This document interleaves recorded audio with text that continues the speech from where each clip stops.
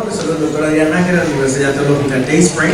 Pueden comunicarse con nosotros a través del sitio web que tienen en pantalla o también el número de teléfono que encuentran ahí mismo en su pantalla. Continuaremos con nuestro curso, la pedagogía de la iglesia.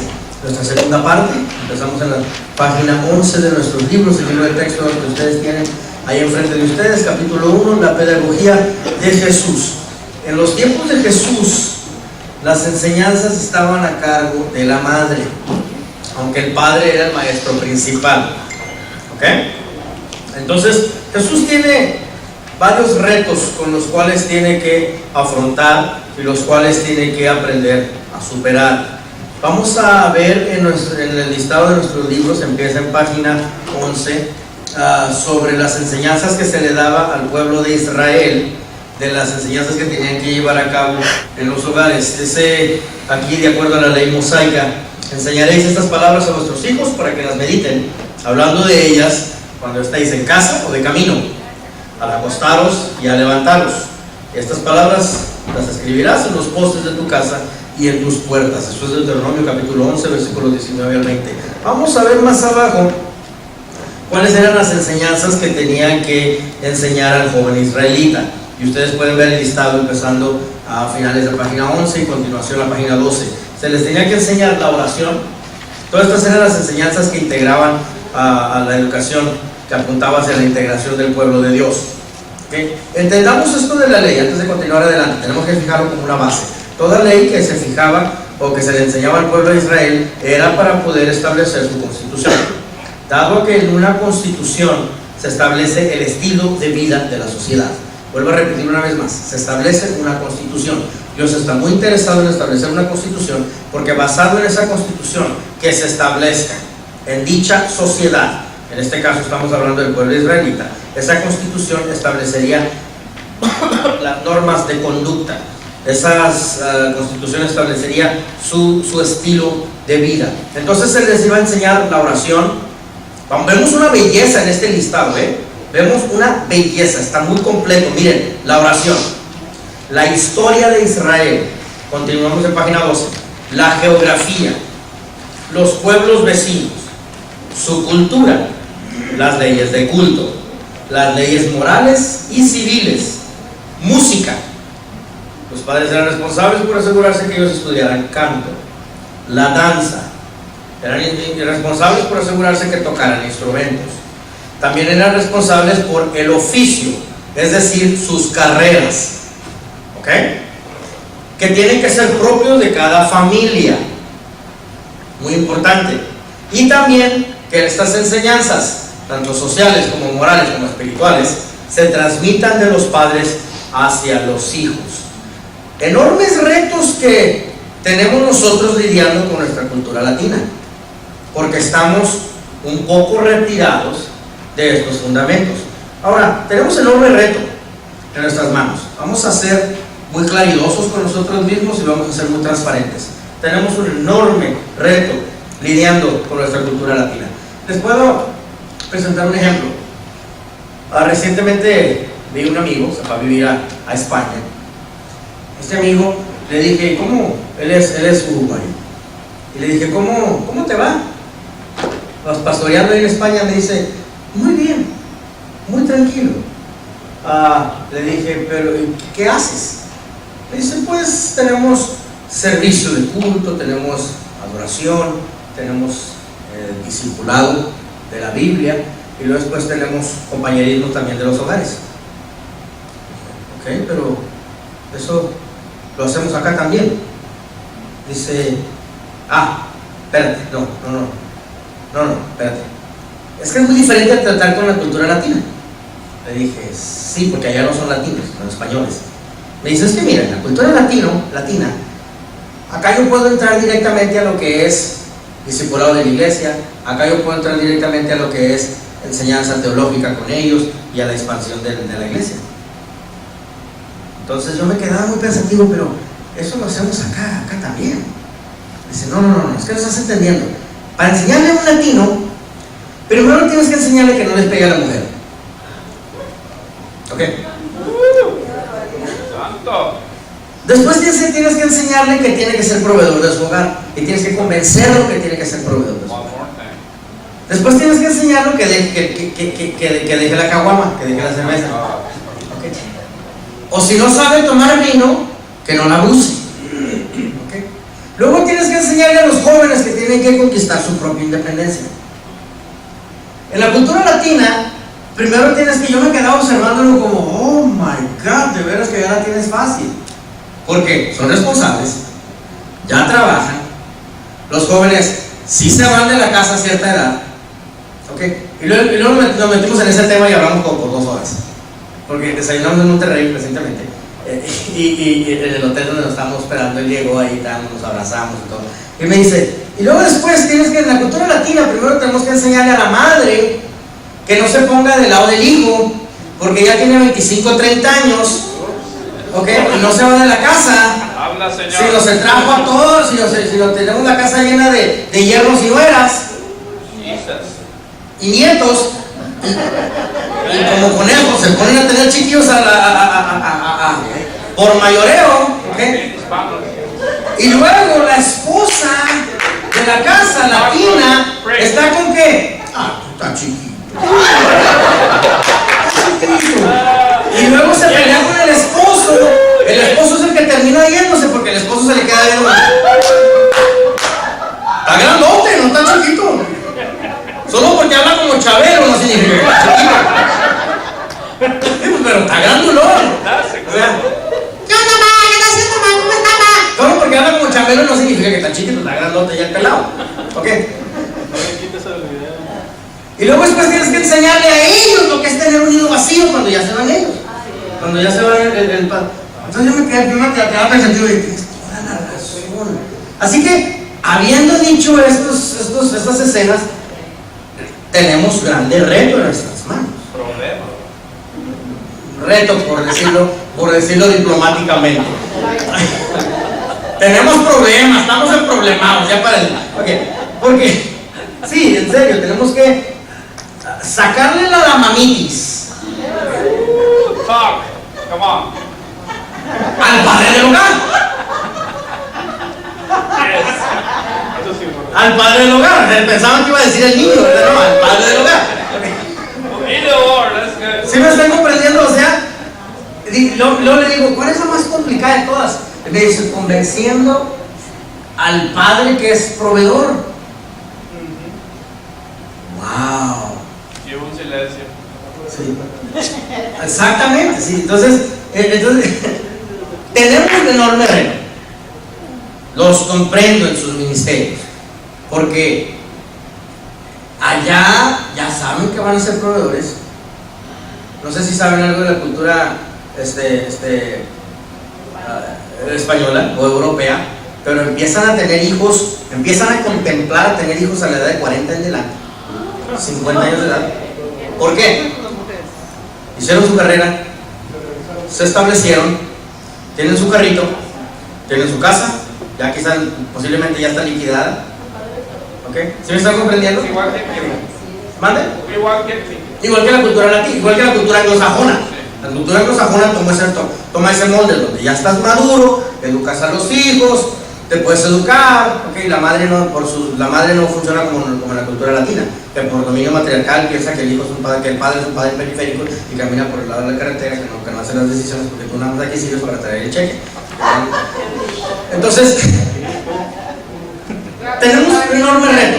Ahora regresemos a la lista judía y nos vamos a dar cuenta de lo lejos que estamos. La oración, la historia de Israel, la geografía, pueblos vecinos, su cultura, leyes del culto, leyes morales, leyes civiles, la música, el canto, la danza, tocar los instrumentos, el oficio, que les enseña que tienen que tener una carrera, ¿okay? Que tienen que ser propios de cada familia, o sea, tienen que encargarse de su familia, tienen que asegurarse que proveen primero, que los biles están pagados antes del bling bling, ¿okay? Que los biles están pagados antes de los rines de 19 pulgadas. Que los rines están pagados, ¿se me entienden? Entonces, eso es lo propio de cada casa. Y también que de ahí se transmita de ahí en adelante. Vamos a conocer algo aquí de cómo se ¿Cómo se vivía en los tiempos de Jesús? Segundo párrafo, la educación de la mujer no ocupaba un lugar importante. La mujer no tenía acceso a la enseñanza de las Sagradas Escrituras. Según Joachim, ¿lo pueden ver ahí? O Joaquín, ¿quién es ese?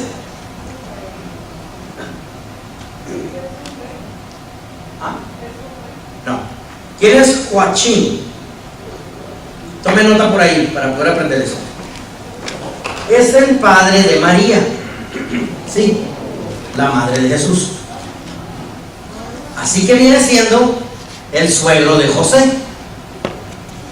¿Sí? Ok, anoten esto por ahí en sus notas. Dos genealogías de Jesús. Mateo capítulo 1 versículo 1 y Lucas capítulo 3 versículo 23. Mateo capítulo 1 versículo 1 y Lucas capítulo 3 versículo 23. Ahora, ambas genealogías que se hablan de Jesús son por medio del lado de José. ¿Ok? En Mateo se habla del hijo de Jacob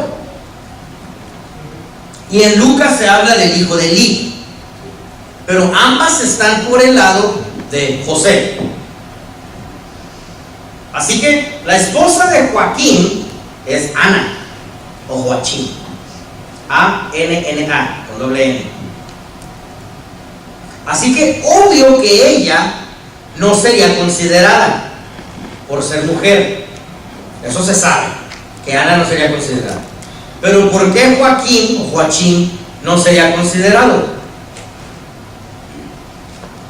Porque si son los padres de María, no iban a ser considerados, porque las genealogías serían todas trazadas por el lado de José. ¿Okay? En ese libro del cual habla ahí Joachim, que escribió un libro, Jerusalén en los tiempos de Jesús, él explica estos conflictos. Entonces, la mujer funcionaba y se limitaba a los trabajos domésticos. Se les enseñaba a hilar con H, a tejer, también se les enseñaba a cocinar, a cuidar de los rebaños, la administración de los bienes, la economía del hogar. Todo eso quedaba en las manos de la mujer. ¿Ok? Jesús llega revolucionando ese protocolo, porque él tenía de seguidoras también mujeres. Estamos entendiendo uno de los retos sociológicos con los que Jesús tiene que lidiar y todavía superar. ¿Ok? La mujer no tenía acceso a la enseñanza, en algunos casos era muy limitado. Tercer párrafo de página 11. Lo suficiente para que pudiera educar a los hijos. En esas condiciones es que Jesús se revoluciona esta situación y le permite acceso a la vida pública hasta el punto que se puedan ser sus discípulos. Entonces el contexto de Jesús no permite enseñanza a mujeres ni a gentiles. Muy bien. Entonces Jesús tiene que llegar con una pedagogía muy distinta al molde sociológico. Muy bien. Por eso mismo es que a Jesús en su pedagogía se le llama el primer teólogo, porque un teólogo habla del reino de Dios. Si Jesús se enfoca en las enseñanzas de lo que es los valores del reino de Dios, se está retirando de los protocolos sociológicos. Y tú sabes bien que cada era va a tener su propio protocolo, sociología establecida, demandas que te enfrascan a cada cultura, a cada era, a cada vida eclesial. Y suele suceder el riesgo en tu ministerio que te pongas a ministrar de acuerdo a esos protocolos u demandas sociológicas. ¿Me explico? Entonces, para Jesús salirse del protocolo, porque ni la mujer podía ministrar, ni a la mujer se le podía ministrar, él tenía que llegar con algo muy diferente. Tenía que ver algo con el patriarcado. ¿Mande? Tenía que ver algo con el patriarcado. Mi respuesta, pastor, es no sé. Muy interesante pregunta. Sí. No sé, honestamente. Entonces Jesús sabe perfectamente bien que si se enfrasca en los valores o factores sociológicos o las demandas de su era, ¿ok?, o de la realidad en su ambiente, simplemente les está dando por su lado. Y él tenía que llegar con algo muy diferente. Anótenlo por favor, página 13. ¿Cuáles son los valores del reino de Dios? Los valores del reino de Dios son, número 1, solidaridad. No está en tus notas, pero quiero profundizar, quiero enriquecer un poquito más porque Jesús llega presentando el reino de Dios. Solidaridad, Hechos capítulo 2, versículos 44 al 45. Hechos capítulo 2, versículos 44 al 45. Solidaridad. Es decir, tenemos que preocuparnos unos por los otros. Es decir, nosotros como sociedad nos tenemos que proteger. Porque veían muy bien cómo el fariseísmo estaba destruyendo a través de su discriminación. Número 2, excelencia académica. Ese es otro enorme reto con el que la cultura hispanoamericana sufre. Excelencia académica. Primera de Timoteo capítulo 4 versículo 12. También conducta personal, número 3. Conducta personal o una conducta responsable. Eclesiastés capítulo 11 versículo 9 al 10 y capítulo 12 versículo 1. Conducta personal y responsable. Eclesiastés capítulo 11 versículo 9 al 10 y también capítulo 12 versículo 1. En la cultura judía no van a tener el problema de la madre triangularse en contra del padre porque se está poniendo de parte del hijo o de la hija para atacar al papá. O el papá agarra a la hija, va a triangular al esposo para agarrar a la hija como codependiente y atacar al papá. Porque no se viven este tipo de retos, porque en sus valores ya establecidos en su constitución ya está el tener una conducta personal, el tener una conducta responsable. Número 4, honestidad. Honestidad, Romanos capítulo 13 versículos 13 al 14. Romanos capítulo 13 versículos 13 al 14 y también Lucas capítulo 3 versículos 10 al 14. Jesús llega explicando el reino de Dios. Una de las preguntas que me he hecho yo en ministrar a las naciones, en ministrar a donde sea que Dios nos llame, y que me hice de hace mucho tiempo, una pregunta que bailaba en mi mente, yo sé que fue el Espíritu Santo que la puso en mi mente porque bailaba en mi mente. ¿Es there such thing? ¿Hay tal cosa como un sermón que funcione en el mundo comunista, en el mundo musulmán, en el mundo hinduista, en el mundo de persecución contra el evangelio, en el mundo paganismo, como lo es Rusia, la religión oficial es el paganismo? ¿Existe tal cosa como un sermón que yo pudiera pararme en un púlpito mexicano y predicar el mismo sermón en un púlpito ruso y presentarme en Hong Kong en el mismo púlpito? ¿Habrá un sermón que funcione alrededor del planeta? Esa pregunta bailó en mi mente por mucho tiempo, hasta que el Espíritu me la reveló en carne propia, predicando en diferentes lugares. Y la respuesta es sí, si enseñas a Jesús. ¿Bien? Si enseñas a Jesús. Aquí en esta enseñanza, en esta página, me confirmó qué es lo que Jesús tuvo que hacer. Porque Él tenía que salirse de las enseñanzas sociológicas. Amén. Establecidas. Los temas del reino de Dios, si no sabes cuáles son, anótalos por ahí, por favor. Los temas son arrepentimiento, bautizo, adopción. Adopción es hermoso, Adopción es algo grandioso. Adopción es algo maravilloso.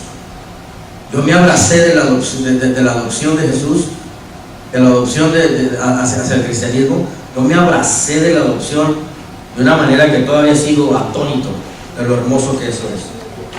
Porque me di cuenta que me podía sacar lo nájera dentro de mí. Me di cuenta que me podía sacar lo mexicano dentro de mí. Me di cuenta que me podía sacar la cultura dentro de mí. ¿Ok? Adopción es algo que cuando te cae el 20, empieza a averiguar el por qué eres adoptado. Empieza a averiguar cuáles son los factores detrás de tú ser adoptado y hacia qué familia eres adoptado. Y te vas a dar cuenta que fuiste adoptado a una familia de realeza. Y luego empiezas a investigar los atributos de una familia de realeza. ¿Qué es lo que se requiere? ¿Cuáles son los comportamientos detrás de ser adoptado a una familia de realeza? Créeme que tu comportamiento cambia. Cambia tu comportamiento. ¿Muy bien? Ok, adopción. También otro tema del reino de Dios es dar frutos. Tienes que dar frutos. Amén. Tienes que dar frutos. El árbol que no dé frutos será cortado y echado al fuego. Va a ser quemado. Tienes que dar frutos. A como dé lugar. Poder de Dios. Un tema muy grande en el reino de Dios. Poder de Dios. Dentro del poder de Dios caben los milagros, caben las manifestaciones de profecía. ¿Ok? Dentro del poder de Dios. También otro tema muy importante dentro del reino de Dios es nuestra actitud. La actitud que tú tengas. Porque efectivamente te vas de una actitud infantil a una actitud de madurez. Otro tema del reino de Dios, ya casi terminamos, aquí nada más faltan 3, no se asusten. La gran comisión, muy importante. La gran comisión. Otro tema es discipulado, o ponle ahí en paréntesis, educación. Tiene que existir la educación. En lugares como Pakistán, India, somos muy grandes en entrenar. Y los hemos discipulado de esa manera, nos hemos acostumbrado a hacer de esa manera. ¿Okay? Yo les digo, we have to train. Y ahora que llegué a Honduras, yo les dije, también tenemos que no estar acostumbrados a Honduras y en El Salvador, no. Allá están acostumbrados a todo el mundo tirarse títulos. ¿Okay? Ese gran problema está sufriendo ahora Centroamérica. Todo el mundo se tira títulos. O sea, tienen títulos a derecha e izquierda. Y dicen, no, tenemos que entrenar. Pero viene el apóstol que pastorea, que dice, no importa quién sea. Vamos a entrenar. Quiero acostumbrarnos a entrenar. Empezamos a las 8 de la noche y terminamos a las 4 o 5 de la mañana. ¿Por qué? Porque está caliente de día. Y porque está caliente de día, entonces tenemos que entrenar de noche. Vamos a entrenar. Doctor, me da 5 minutitos. Es que yo tengo que reconocer al arzobispo Jesús Carrizales, que está ya sentado. No le doy 5 minutitos, porque no quiero que reconozca al arzobispo Jesús Carrizales.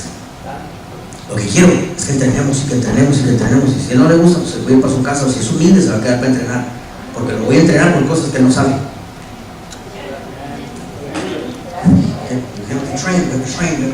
Tienes que entrenar.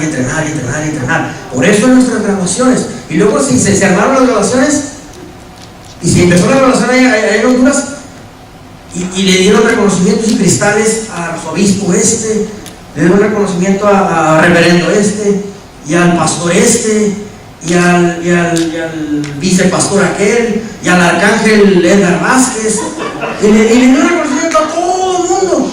Y mis alumnos ahí sentados aburridos. Entonces les dije, mira, todos tus cabezones, ellos están bien, gente, ese es tu rollo. Pero acá nosotros vamos a reconocer a nuestros alumnos. ¿Te fijas que en nuestras relaciones no reconocemos a algunos de los ministros que se presentan y hasta se me olvidan los que están presentes? Pero nuestros alumnos van a ser celebrados, porque son los que se sacrifican. ¿Amén? Porque son los que de verdad están metidos en el entrenamiento y entrenar y entrenar y entrenar y entrenar. En el reino de Dios tiene que existir este discipulado. Entrenar y entrenar y entrenar y entrenar y entrenar.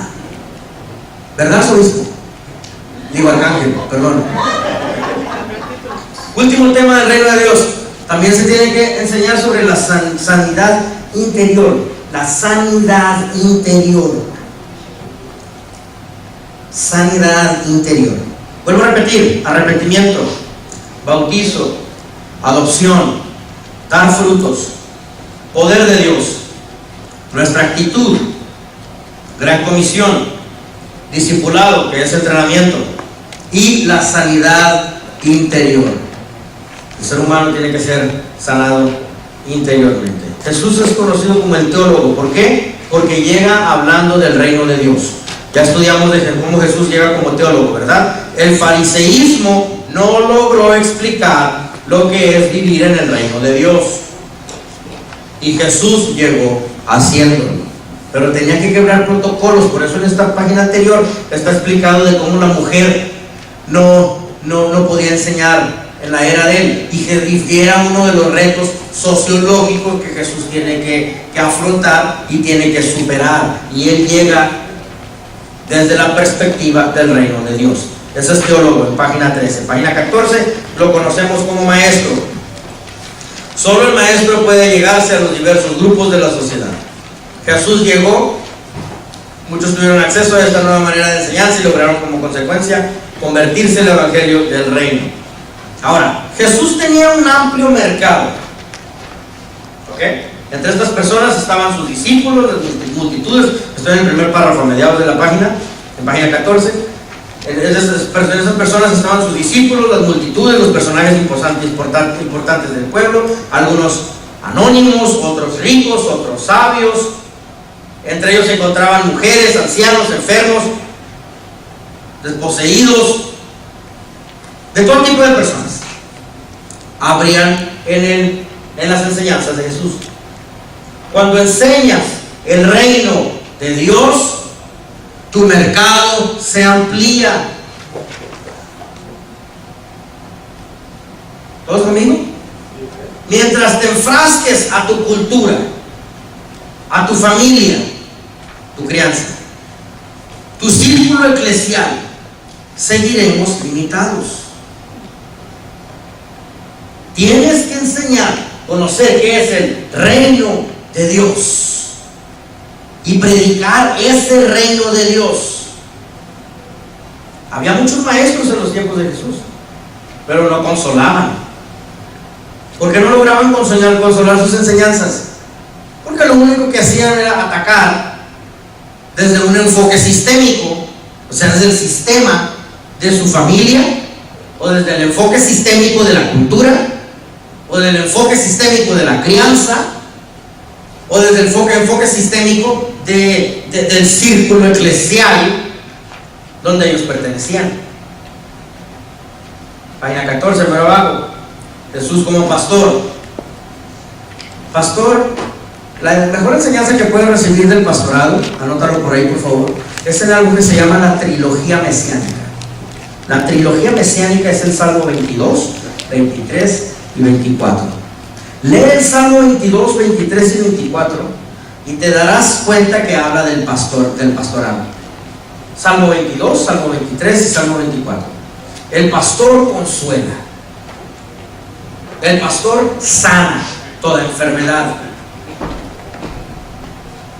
¿Por qué el trabajo del pastor es el menos observado? Porque no es visible. es algo espiritual.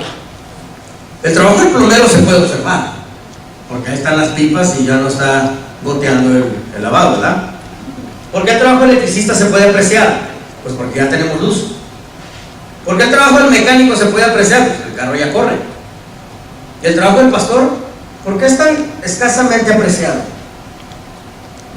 Porque es un trabajo espiritual. Acostúmbrate a eso. La gente normalmente no va a tener un concepto de ti porque es un trabajo interior. Preguntas de grande reto que tenemos ahí en página 15, segundo párrafo. Ahora bien, ¿qué pasó con los maestros de la nación? ¿Qué rol estaban cumpliendo? ¿No eran ellos los llamados a asumir estos roles que hemos descrito con respecto a Jesús? Porque Jesús afirma que la mies es mucha y los obreros son pocos. Y sí, el resto del párrafo ahí te habla de que el fariseísmo tenía muchos maestros, pero simplemente tenía maestros informantes, ¿okay? Tenía líderes religiosos, eso sí hay muchos, pero no existe en nuestra era pastores que consuelen. Hay mucha necesidad espiritual y social, pero los obreros y los maestros, los líderes preparados y entrenados son escasos. Para responder a estas preguntas es necesario tener en cuenta que en los tiempos de Jesús había muchos maestros y líderes religiosos, pero lo que no habían eran pastores verdaderos, convertidos de corazón, que fueran capaces de dar la vida por sus ovejas. Muchos de los maestros y líderes de Israel se aprovechaban de la fe del pueblo para su beneficio personal, así que eran abusivos del poder. Eran abusivos del poder por razones manipulativas. El pastor, como estamos hablando aquí del ejemplo de Jesús, no puede ser el manipulador ni tampoco el manipulado. Cuando digo manipulado, no estoy hablando manipulado de tus miembros, estoy hablando manipulado de tu propio ministerio. Efectivamente llegará el momento en el que te conviertas manipulado por tu propio ministerio que tú mismo conquistaste. El conquistador se convertirá conquistado por lo que conquistó. ¿Todos conmigo? Cuando estoy hablando del pastor manipulado, no necesariamente estoy hablando que es manipulador de los miembros. El pastor sí se convierte en manipulador de los miembros. ¿Muy bien? ¿Cuál es una de las señales más latentes? La primera señal que te das cuenta cuando la gente de la congregación está siendo manipulada. La primera señal es: cierran las carteras.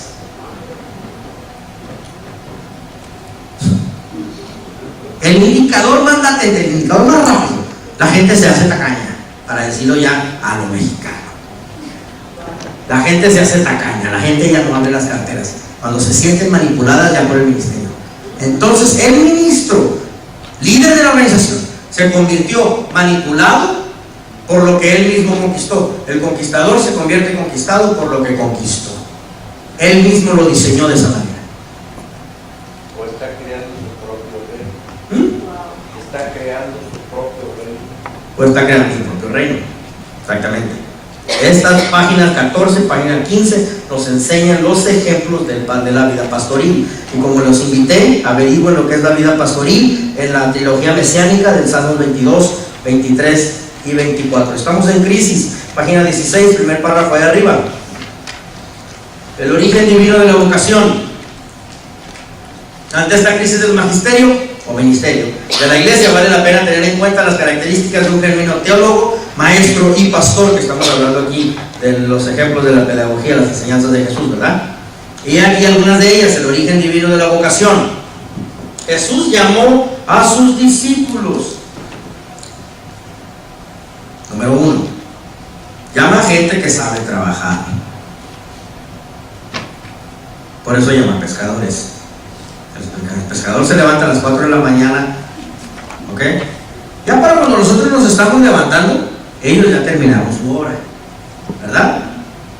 Cuando nosotros nos estamos levantando, ya para las 6, 7, 8 de la mañana, ellos ya acabaron. Cuando sale el sol, ellos ya terminaron de trabajar. Porque ellos saben lo que es levantarse a las 3, 4 de la mañana. Entonces Jesús va y busca personas para hacerlos sus discípulos, pero el primer factor, va y busca gente trabajadora. Me llevo yo también con los pastores Prieto.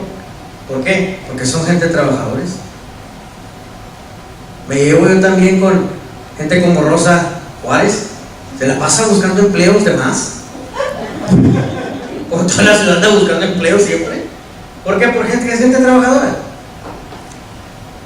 Algo que vas a aprender del trabajador es lo que Jesús veía en los pescadores. Él sabía que ellos no iban a ir a pescar con una caña. Ellos iban a pescar como cuando tú eras soltero y andabas buscando un novio, ¿verdad? No tienes la caña, tú tienes la arena, de cuántas caían.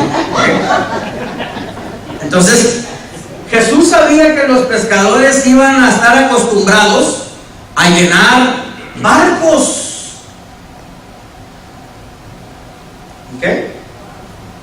Exacto. Y luego los capacita, y después de que los capacita, los lanza. Yo recuerdo cuando mi padre pastoreaba, y cada que lanzaba él a alguien, ¿ok? Sembró por muchos años antes para poder tener 50 escuelas en México. Está trabajando todos Centroamérica, créeme, fue 30 y algo años de trabajo para poder llegar a ese grado. No fue de la noche a la mañana. Jesús Carrizales aquí es mi testigo, que él llegó a lanzar a varias personas. Él era miembro de la congregación cuando mi padre hacía esto. Cuando mi padre la lanzaba a alguien, Antonio Preto, ven para acá, vete. Lo presentaba ante la congregación. Mira, te estoy lanzando porque estás listo. Si llegas a fracasar, ahí está tu sillita, no hay problema, pueden regresar tú y tu esposa y tu familia. Pero te estoy lanzando porque ya estás listo. Si te quedas, me causas problemas. Si te quedas, me divides la iglesia. Así que te estoy lanzando porque yo sé que ya estás listo. Pero si llegas a fracasar, quiero que sepas que aquí tienes quien te abrace, quien te reciba, quien te cuida. Jesús lanzó. ¿Ok? Jesús lanzó ese párrafo, ese párrafo, página 16, ahí, ese primer párrafo, el origen divino de la vocación. Y luego lo que sigue ahí, las cualidades personales. Y luego lo que sigue en página 17, el estilo de liderazgo. Y luego lo que dice acá abajo en página 17, la naturaleza de la vocación. Todo eso te habla de lanzarlos. Así que te estoy lanzando. Si te quedas, me divides la iglesia. Si te quedas, me vas a causar problemas. Así que antes de terminar como enemigos, te estoy lanzando. Amén. Nadie puede servir a Dios si Dios mismo no le llama, capacita y envía. La leer en la página 16. Y envía.